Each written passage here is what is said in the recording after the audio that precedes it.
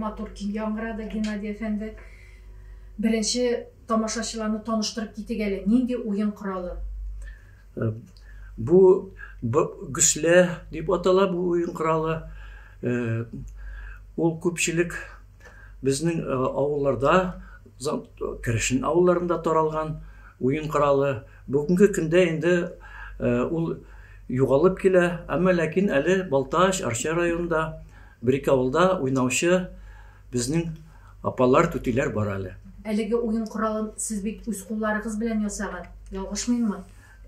Әйе, мин үзем ясадым. Авылларда барып, күреп, сөйләшеп, ясау серләрен сораштырып, үземдә ясый башладым. Менә сезне беләбез, сез фольклорчы галим, сәнгать белгече.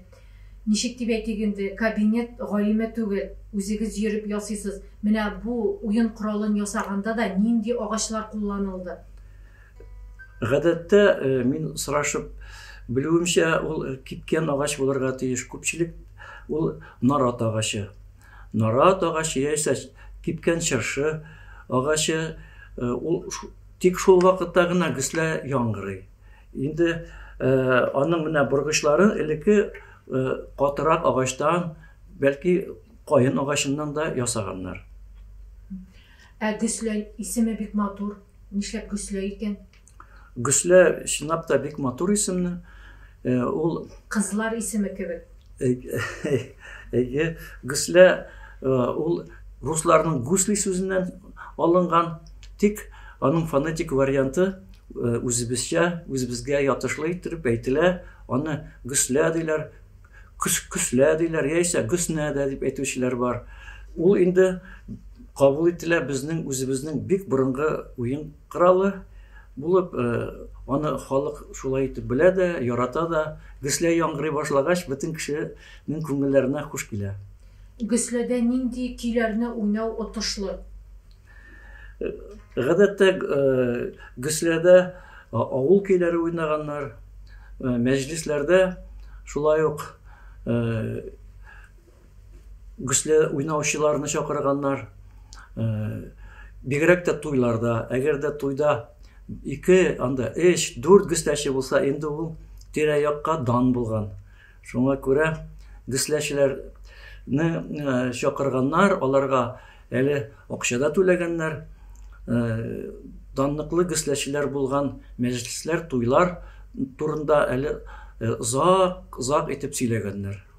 Менә туй булгач бит инде күңелле бәйрәм, бәлкем бер күңелле көйдә уйнап китәрсез.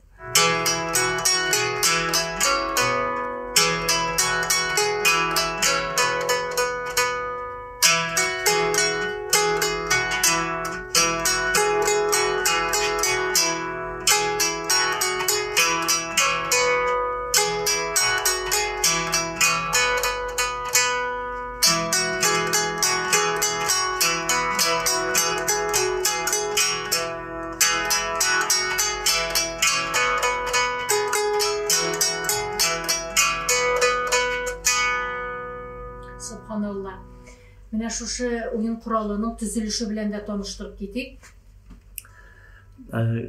Гөслә инде ул аны бүгеп эшләгәннәр агачтан, аның менә шушы менә бу якларын. Аннары инде аның иң мөһим өлеше ул менә эчке истәге капкачы.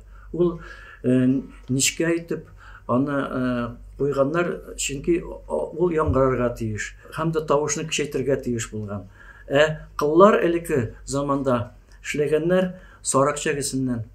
Аны чистартып, тузлы суга салып, аннары аны киптергәч, аны балавызлап, шомартып әзерләгәннәр.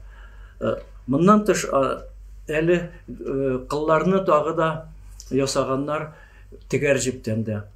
Менә элекке заман хәтерләүче кешеләр беләдер, элек итек теккәннәр, җамау салганнар, кыш көннәрендә ул тегәр җепләр бик кирәк булган. Менә шул тегәр җепне яхшы итеп эшләп, аңардан да кыллар эшләгәннәр. Димәк, кыллар сарык чәгесеннән дә, тегәр җептән дә, инде аннары соңрак тимер кыллар да тарттырганнар. Ул инде әле күптән түгел, әйтик, менә моннан bir 100 еллар элек шамасы колхозларга, әйтик, балавыз кәрәзләре эшләргә тимер чыбыклар җибәрә торган булганнар. Менә шул кәрәз тимер чыбыгыннан кыллар тарттырып, тимер кыллы гесләдә уйный башлаганнар. Мин әле хәтерлим, авыллар арасында йөргәндә әйтәләр, менә минем нәнә тимер кыллы гесләдә уйнаудан баш тарта иде дип. Чөнки шәге кылыннан булган гесләнең тавышы ямнырак, моңлырак дип әйтә торган иде. Демәк, менә дөнья барган сайын геслә дә үзгәрә, кыллар да үзгәрә, көйләр дә үзгәрә. Инде бүгенге көндә геслә инде менә бетәм дигәндә, безнең бүгенге көндә яшьләребез тагы да менә күтәреп алды. Аллага шөкер, безнең гесләдә бер менчек ансамблендә уйныйлар. Шактый гына балалар ансамбльләрендә дә уйнаучылар бар.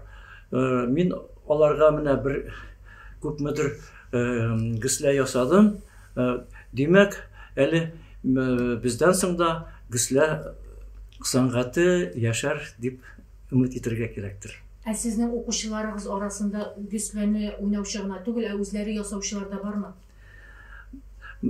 Мин шулай дип әйтер идем. Менә бүгенге көндә